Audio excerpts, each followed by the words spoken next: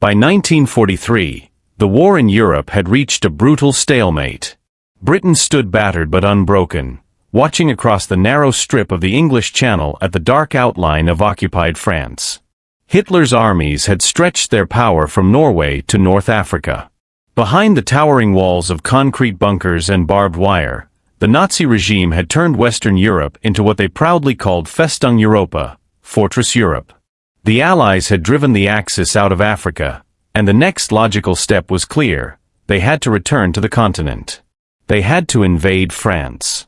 But while the dream of liberation burned fiercely in every Allied heart, one impossible problem loomed over them: how to land an entire army on enemy shores when every port and harbor was under German control. The English Channel might have been only 20 miles wide, but it was the most dangerous stretch of water in the world. The sea was rough, the weather unpredictable, and the beaches of northern France were mined, wired, and guarded by artillery. The Allies had plenty of men and machines, tanks, trucks, guns, aircraft, but no way to bring them ashore in the numbers needed to sustain a full-scale invasion. For every soldier who stepped foot on the beach, military planners estimated they would need nearly 10 tons of equipment and supplies behind him: ammunition, food, fuel, medical gear, and above all, tanks. Without tanks, the infantry would be slaughtered by German armor. Without supplies, the army would starve before reaching the next village. The bitter truth was clear: if they couldn't find a way to land heavy equipment directly onto the beaches, Operation Overlord, the grand plan to liberate Europe, would collapse before it even began. Britain's finest military minds wrestled with this nightmare. The Royal Navy had no ship that could carry tanks across an ocean and unload them on sand. Battleships and cruisers were far too large and deep to approach shallow beaches. Destroyers were too fragile. Barges were too small. Every known vessel was either too heavy to land or too weak to survive the journey. The planners were trapped in a deadly paradox. To capture a port, they needed tanks, but to bring tanks, they needed a port. In the winter of 1942, Prime Minister Winston Churchill grew increasingly restless. He understood better than anyone that the entire liberation of Europe, and possibly the outcome of the war itself, depended on solving this single maddening problem. In one meeting, frustrated by endless debate, he scrawled a note to his naval staff that read, "Bring me the means to land armor on enemy shores." It wasn't a request. It was an order. Behind closed doors, engineers and naval architects worked feverishly to design something new, something that could defy the laws of naval tradition and common sense. They experimented with floating harbors, pontoon bridges, even giant concrete docks that could be towed across the channel. Some ideas worked in theory, others failed spectacularly in the first wave of tests. Weeks turned into months, and every failed prototype pushed D-Day further into the future. Then, in a drafty meeting room in London, a group of British designers presented something that looked less like a warship and more like a metal shoebox. It was long, flat, and ugly, so ugly in fact that one admiral reportedly called it a monstrosity, half whale, half shoebox. But hidden in its awkward shape was pure genius. The ship had a shallow, flat-bottomed hull that would let it glide right up onto the sand. The bow opened like jaws, revealing a massive steel ramp. Behind those doors, the ship could carry up to 20 Sherman tanks, or a full battalion of trucks and troops. It wasn't fast. It wasn't elegant. But it could do something no ship in history had ever done: deliver the full weight of modern war straight onto an enemy beach. The vessel was given a simple name: Landing Ship, Tank, or LST. Its purpose was clear: to carry the muscle of the Allied armies wherever the fight needed it. The first time naval officers saw its design, they laughed.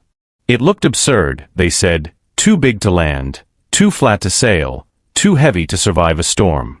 Even the shipbuilders were skeptical. But a handful of engineers, led by men with no room for pride or doubt, believed in it. They understood that beauty was meaningless in war. What mattered was function, survival, and victory. As welding torches sparked and blueprints scattered across the factory floors, a new kind of ship began to take shape, not graceful, not glorious, but necessary. This ungainly, boxy creation would soon carry tanks, trucks, and troops across the most dangerous waters on Earth. In the months to come, it would face fire, storm, and chaos, and it would prove every skeptic wrong. Because what began as a desperate improvisation would become the key to one of the greatest military operations in human history. The invasion that couldn't happen now had a chance, all because of a ship so strange, so ugly, and so unlikely, that it became Britain's most secret weapon of all. The ugly solution. By early 1943, the Royal Navy's shipyards buzzed with an energy Britain hadn't felt since the start of the war. Welders worked through the night beneath flickering lamps, sparks lighting their faces as metal clanged and rivets flew. In the shipwrights' halls of Tyneside and Belfast, something strange was being born, a ship that defied every rule of naval design. It wasn't meant to be beautiful. It wasn't even meant to last long. It was meant to survive just long enough to carry tanks, trucks, and men across a stormy sea and slam straight into a beach. Its name was simple: Landing Ship, Tank, or LST. At first glance, the LST was a joke. Long and flat with a blunt bow that split open like a whale's mouth, it looked more like a floating barn than a warship. Its hull was box-shaped and shallow, built to rest on sand instead of glide through water. On calm seas, it lumbered forward at a crawl. In rough weather, it pitched and rolled so violently that sailors called it the vomit box. One admiral reportedly looked at the design plans and muttered, "It's the ugliest thing I've ever seen, and God help the men who sail it." But behind that ugly face was something revolutionary. Every feature of the LST had a purpose born from desperation. Its flat bottom meant it could beach itself on sand, unload its cargo directly through a massive steel ramp, and then back away into the surf. Its hull was double-layered, giving it strength to carry 2,000 tons of cargo, enough for 20 Sherman tanks or 40 trucks. Its doors, operated by powerful hydraulic systems, opened outward like a fortress gate, wide enough for a tank to roll straight into battle. Inside, the decks were packed with tie-down chains, ramps, and support struts, every inch designed to hold the crushing weight of modern mechanized war. It was not a ship of elegance or speed, but of brutal function, a bridge made of steel and salt water. The concept of landing tanks on beaches wasn't new. During the disastrous Dieppe raid of 1942, the Allies had tried to storm the French coast with makeshift landing craft. It had been a massacre, tanks drowned in the surf, troops cut down before reaching the seawall. Dieppe taught the Allies one lesson above all others: no invasion could succeed without ships purpose-built for the task. That failure haunted the Admiralty. The LST was their answer, a machine engineered to conquer the very obstacles that had once doomed them. But the real genius of the LST lay not just in its design, but in the speed and secrecy of its creation. British engineers shared their plans with the U.S. Navy, and within months, American shipyards from Philadelphia to New Orleans began producing them by the hundreds. Women riveters, teenage apprentices, and dockyard veterans worked side by side, transforming sheets of steel into floating miracles. Many of them had never even seen the ocean, yet their hands built the ships that would one day cross it. Inside the Admiralty, there were doubts. Could such a large, ungainly vessel survive German air raids? Could it cross the rough, unpredictable channel? The LST's flat hull made it prone to pounding waves and engine strain. But every test, every trial, every storm it survived silenced another critic. It wasn't pretty, but it worked. By late 1943, the first operational LSTs were ready for service. They trained along Britain's southern coast, practicing landings in mud, sand, and storm surf. Soldiers and sailors learned to time their approach with the tide. Beach too early and you'd get stranded, too late and you'd drown the tanks. There was no room for error. These rehearsals were exhausting, often brutal, but they forged a partnership between man and machine unlike anything the war had seen before. Slowly, the Allies began to realize what they had created. This ungainly ship could land heavy armor where no port existed. It could turn any stretch of coastline into a gateway for invasion. It could carry not just tanks, but ambulances, fuel, ammunition, and entire hospitals. The LST wasn't just a ship, it was a floating lifeline, the artery of an invasion yet to come. Churchill, who had once demanded the impossible, now had his answer. When he saw the first LSTs assembled in formation, gray and grim against the sea, he smiled and said, "They may be ugly, but they will win the war." He was right. The ugliest ships ever built were about to change history, not through beauty, but through purpose. And in the months ahead, they would face their first true test, where design, courage, and desperation would collide in the greatest amphibious invasion ever attempted. The tide was rising, the armies were ready, and Britain's strangest creation was about to carry the weight of freedom on its steel back. The ugly duckling of war. At first glance, the landing ship tank, or LST, as it came to be known, looked nothing like a weapon that could win a war. In fact, to most sailors, it was hideous. With its flat-bottomed hull, boxy superstructure, and blunt bow doors, it looked more like a floating warehouse than a ship. Journalists even called it a ship that only a mother could love. But behind that awkward appearance lay one of the most brilliant innovations of World War II, one that would make D-Day possible. When the British military first faced the question of how to invade Nazi-occupied Europe, their biggest obstacle wasn't German firepower, it was physics. You could have the best tanks in the world, but if you couldn't get them across the English Channel and onto the beaches intact, they were useless. Traditional ships couldn't do it. Their deep hulls prevented them from getting close enough to shore, and their heavy cargoes had to be unloaded using cranes at ports, which the Germans had fortified or destroyed. What Britain needed was something new, a ship that could carry tanks, trucks, and men directly onto the sand. In 1941, the British Admiralty began experimenting with ideas. Their early designs, such as converted tankers and improvised landing craft, were clumsy and limited.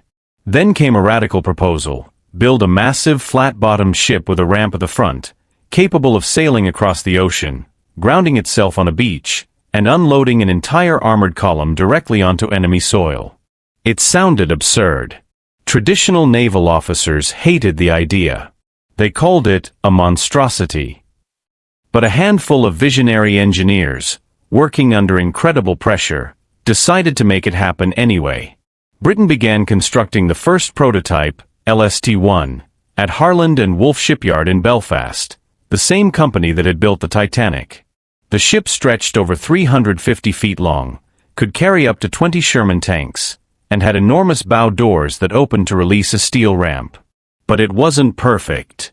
Its draft was still too deep to reach shallow beaches, and its engines struggled to power its bulky frame. Still, it was a start, and it proved that the concept worked. Then, across the Atlantic, the Americans took notice.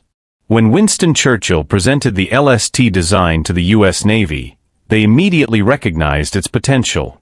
But the Americans didn't just adopt the idea, they perfected it. American shipyards, using mass production techniques pioneered by Henry Kaiser, began churning out LSTs by the hundreds. Their engineers flattened the hull, added ballast tanks for stability, and refined the ramp design to withstand repeated beach landings. What emerged was the LST-2, a faster, more reliable, and even uglier ship that could cross the Atlantic and storm any beach in the world. By late 1943, the Allies were testing the new LSTs in the Mediterranean, landing tanks in North Africa, Sicily, and Italy. The results were astounding. For the first time, entire armored divisions could roll off ships straight into battle. Commanders quickly realized that these ungainly vessels weren't just transport, they were the key to amphibious warfare. Each one carried not just equipment, but hope, the power to take the fight back to Hitler's Europe. Still, few outside the military understood what these ships were or how vital they would become.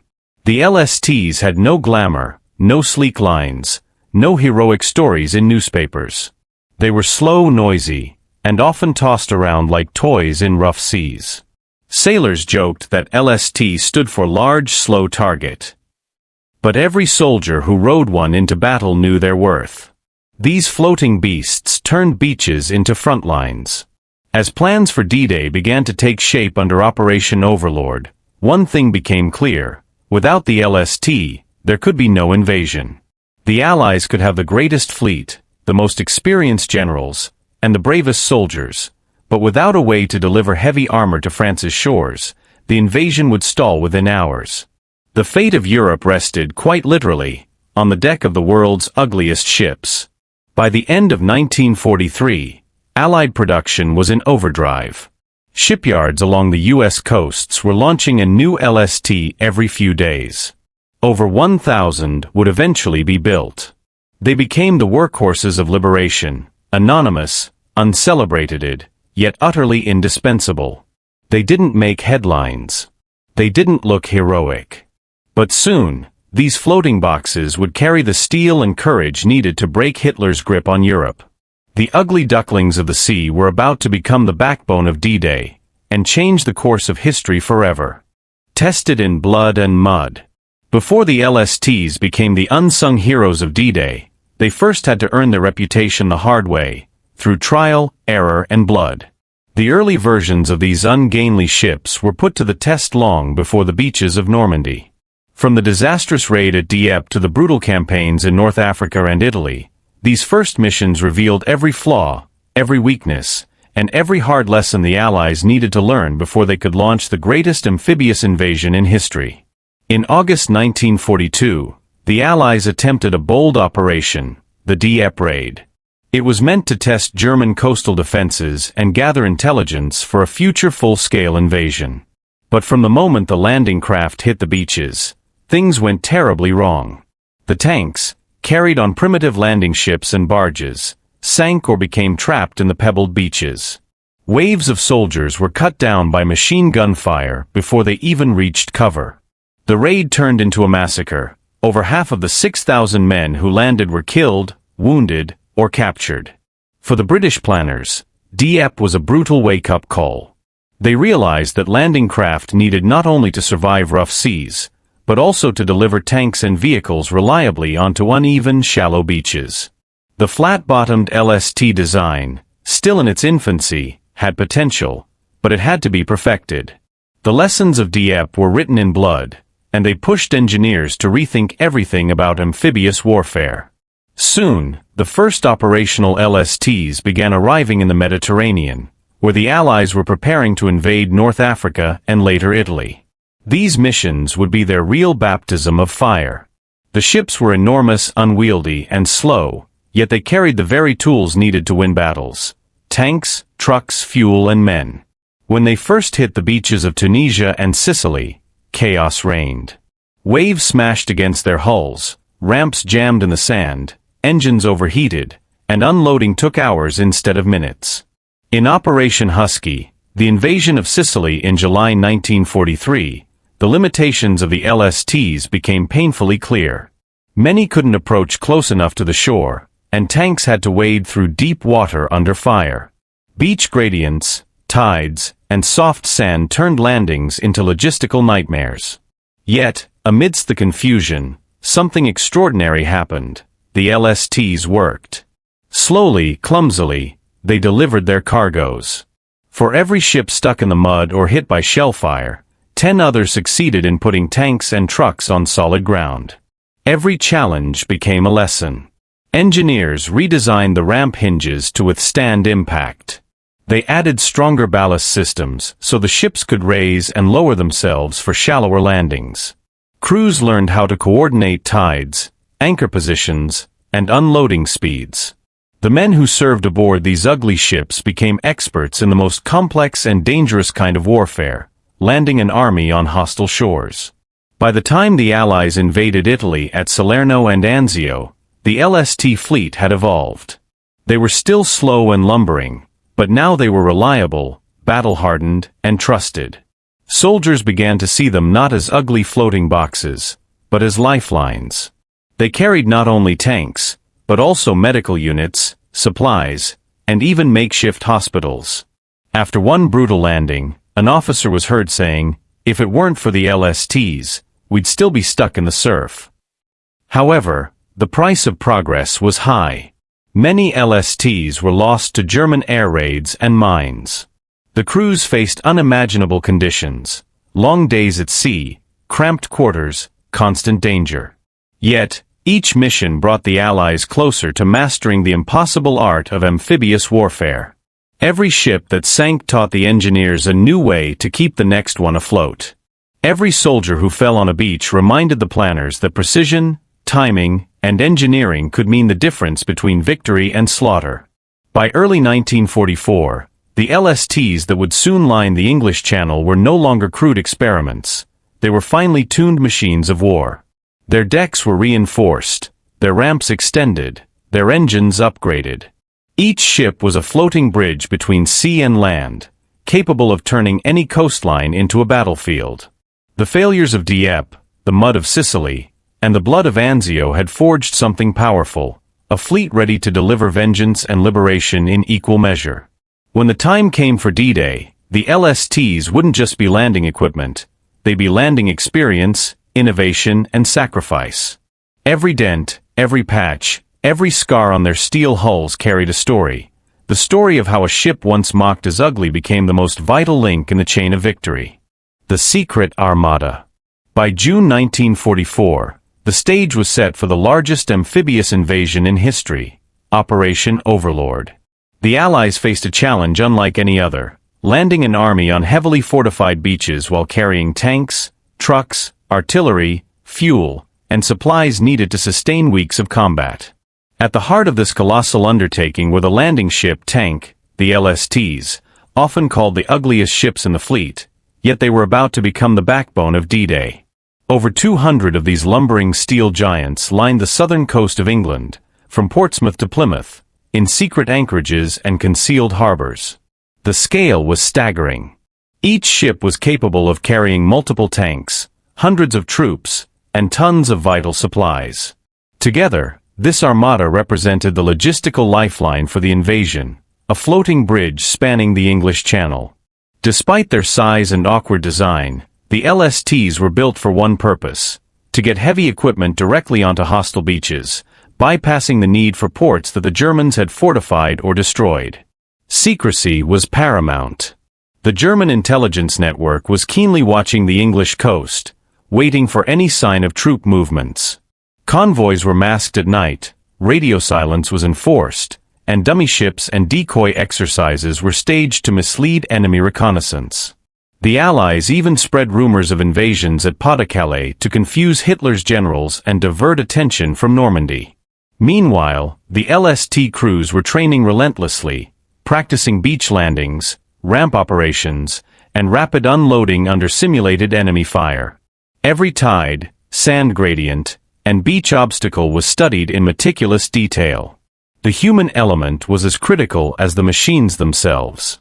The LSTs were operated by crews who had endured the Mediterranean and North African campaigns. They had seen ships sink, ramps jam, and soldiers drown. They knew the stakes. Each vessel carried not just steel and engines, but lives. Officers coordinated timing down to the minute. Each ship had to hit the beach in the correct sequence to prevent bottlenecks, ensure artillery support, and protect infantry units. One miscalculation could turn a landing into chaos and give German defenders the upper hand. On the eve of D-Day, the Armada stretched across harbors, waiting for the final signal. The LSTs were loaded to capacity: Sherman tanks, Churchill tanks, bulldozers, jeeps, ammunition, fuel barrels, and even small landing craft that would shuttle men to the shore. Decks creaked under the weight, and the engines hummed like a mechanical heartbeat, eager yet steady. For all their clumsiness in appearance, they were finely tuned machines of war, honed by years of trial, error, and adaptation. The magnitude of the secret armada was staggering. Coordinating over 200 LSTs with thousands of smaller landing craft, hundreds of destroyers, cruisers, and support vessels required unparalleled planning and precision. From the English ports to the French coast, every ship, every crew, every cargo manifest was part of a living, breathing system, a technological and logistical marvel. The Allies were not just moving men and machines, they were orchestrating a complex ballet of steel and strategy, a feat that had never been attempted in the history of warfare. As the countdown to D-Day approached, the LSTs became the silent sentinels of the invasion. Hidden by night, protected by smoke screens and camouflage, They awaited their moment to surge across the channel. The German High Command could not imagine the scale, nor the crucial role these ugly ships would play. When the signal finally came, they would carry the heaviest loads in human history, delivering the tools of victory directly into the jaws of enemy defenses. These ships, once mocked for their awkward design, were now the lifeblood of the operation. Every deck, every ramp, every hull reinforced through years of experience, would be put to the ultimate test. They embodied the ingenuity, sacrifice, and determination of a generation determined to win a war against overwhelming odds. The secret armada was ready. The invasion could begin. Storm and sacrifice. At the break of dawn on June 6, 1944, the beaches of Normandy roared to life under a sky thick with smoke and the sound of artillery. The English Channel, which had seemed calm and orderly from afar, was now a battlefield of waves, wind, and chaos. The LSTs, those ugly yet indispensable vessels, bore the brunt of the assault. They plowed through churning surf, their hulls groaning under the weight of tanks, trucks, ammunition, and men, fighting against nature even before they faced the enemy. As the first waves approached the beaches, German artillery opened fire, sending water and shrapnel into the air. Some LSTs were grounded prematurely on sandbars or reef-strewn beaches, their ramps struggling to reach the shore. Crews worked feverishly to drop drawbridges, push vehicles off deck, and guide soldiers into the surf. Men scrambled down cargo nets into the icy water, bullets whistling overhead, as tanks were maneuvered carefully to avoid tipping in the shallow, uneven sands. Every second counted, and every mistake could mean death or the loss of vital equipment. Yet, despite the maelstrom, the LSTs held their line. Their design, once ridiculed for being ungainly and awkward, now proved resilient.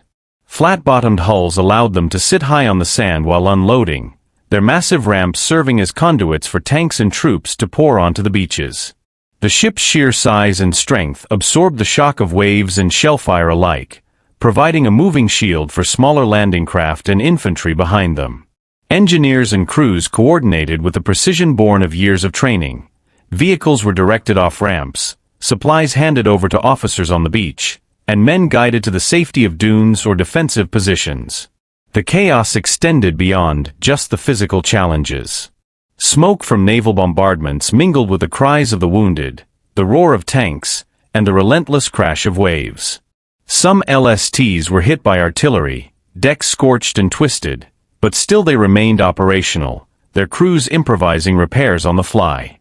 The sea became both ally and adversary, pushing ships into shore and tossing others against obstacles, yet the vessels persisted, stubbornly delivering their payloads against impossible odds. Casualties mounted, but the success of the landing relied entirely on the LST's ability to function under fire.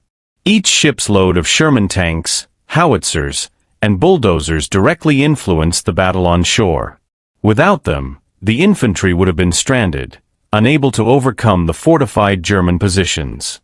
The LSTs transformed what could have been a catastrophic landing into a coordinated offensive. Even in the most desperate moments, they remained the lifeline, bridging the gap between the ocean and the beaches, between survival and annihilation. By the end of the day, the Normandy coastline bore the scars of an unprecedented struggle. Ships battered by waves, some partially submerged, others grounded and smoking, had still delivered their vital cargo. Soldiers who had survived the initial landings credited much of their success to the LST's relentless perseverance. Tanks and artillery from those vessels played crucial roles in pushing inland, and engineers immediately began clearing obstacles to prepare for the next waves of men and machinery. The storm and sacrifice at Normandy were not just measured in lives lost or shells fired, but in the quiet heroism of the crews who manned the LSTs. Their ugly ships, often mocked for their appearance, became symbols of resilience, determination, and ingenuity. They had weathered the literal and metaphorical storms of D-Day, proving that in war utility and courage often outweigh beauty or elegance. The landing at Normandy would not have succeeded without them. The unsung hero. After the initial chaos of D-Day, when the beaches of Normandy were secured, the LSTs didn't retire to the background. they became the unsung backbone of the Allied advance. Their mission evolved from a single monumental landing to a continuous lifeline. Day after day, these vessels shuttled between England and the French coast, carrying not just tanks and artillery, but food, ammunition, fuel, and even troops. Without them, the freshly gained foothold would have quickly collapsed under the pressure of counterattacks or logistical shortfalls. The LSTs were also transformed into floating hospitals. Ships that once carried tanks now transported the wounded from the beaches to medical units across the channel. Makeshift operating theaters were set up on their decks, with doctors and nurses working tirelessly amid the constant rocking of the sea and the distant rumble of artillery. Soldiers recovering aboard these vessels often owed their lives to the adaptability and resilience of the LSTs, which could serve as both weapon carriers and lifesavers. Their utility extended beyond supply and medical aid. Some LSTs became command posts, communication hubs, and observation points, directing the flow of reinforcements and coordinating movements along the sprawling front. The ship's decks, once designed simply for unloading tanks, now teemed with radios, signal flags, and officers plotting the next stages of the campaign. They were floating fortresses, holding the fragile threads of the Allied offensive together while under the constant threat of mines, artillery fire, and treacherous waters. Despite their essential role, history often overlooked them. Where generals, paratroopers, and fighter aces received fame and accolades, the crews of these bulky, ugly ships faded into the background. Their contributions were quiet but indispensable. Every tank rolled ashore, every wounded soldier saved, every supply crate delivered, all depended on their steady, relentless work. The LSTs weren't glamorous. They didn't fire the headlines of newspapers or inspire postcards. But without them, the entire D-Day operation might have faltered. In the years following the war, these ships were largely retired, scrapped, or forgotten in naval archives. Yet their legacy lives on in the very concept of amphibious warfare. Modern naval forces still use vessels based on the LST design, ships capable of delivering heavy equipment directly to hostile shores, adapting to the changing demands of combat. They are a testament to the ingenuity and practicality of wartime engineering, a reminder that even the most unassuming tools can alter the course of history. The story of the LSTs is a story of quiet heroism, of machines that bore the weight of victory without seeking recognition. They bridged oceans, delivered salvation, and carried the war on their steel decks. Their ugly appearance belied their immense contribution. In the end, the success of D-Day wasn't just about strategy, bravery, or firepower. It was also about the relentless workhorse vessels that made the impossible possible. Legacy. Today the once mighty LSTs are almost ghosts of history. Only a handful survive, sitting silently in harbors or shipyards, their steel hulls rusted and worn by decades of wind, salt, and time. To the casual observer, they might seem like nothing more than old, awkward ships, cumbersome, clunky, and unremarkable. Yet, for those who understand their story, these relics are monuments to ingenuity, resilience, and the quiet heroism that often goes unnoticed in the pages of history. The ugliest ships of World War II were far more than utilitarian hulks. They were the lifeline of Operation Overlord, the silent carriers of victory. Without them, the D-Day landings might have faltered under the impossible logistical demands of transporting tanks, artillery, and troops across the storm-tossed English Channel. They were not glamorous, nor did they seek glory, but their impact was immeasurable. Every successful landing, every supply delivered, every wounded soldier saved, all depended on these steadfast workhorses of the sea. The legacy of the LSTs extends beyond their physical presence. Their design influenced post-war naval strategy and modern amphibious warfare. Today's military forces still rely on vessels capable of delivering heavy equipment and personnel directly to hostile shores, a direct descendant of the LST concept. They serve as a reminder that sometimes, the most effective tools in war are not the most beautiful or celebrated, but the most reliable and adaptable. As historians, veterans, and curious visitors walk past the remaining ships, they are confronted with a powerful truth. Victory is often built on the unassuming, the overlooked, and the underestimated.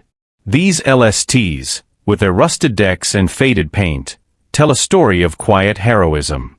They carried the weight of history on their steel frames, bridging oceans, saving lives, and making the impossible possible. In reflecting on their story, we see a broader lesson, that in war as in life, the tools we overlook, the efforts we undervalue, and the work done behind the scenes can determine outcomes far greater than anyone might imagine. The LSTs were ugly, yes, but they were indispensable. They remind us that true greatness often hides in plain sight, in forms we might never expect. Today, as the waves lap against the hulls of these relics, the silent pulse of history echoes in every corroded rivet and dented bulkhead. They are monuments not just to engineering, but to the thousands of men and women who built, sailed, and maintained them under the direst conditions. They embody a lesson for all generations. Sometimes the ugly and the overlooked carry the weight of freedom on their shoulders. The story of these ships, from their rushed conception to their heroic service and eventual quiet retirement, remains a testament to human ingenuity, resilience, and the extraordinary power of the seemingly ordinary. The ugly LSTs, once scorned for their appearance, became the secret weapon that helped save the free world, a legacy that endures long after the cannons have fallen silent.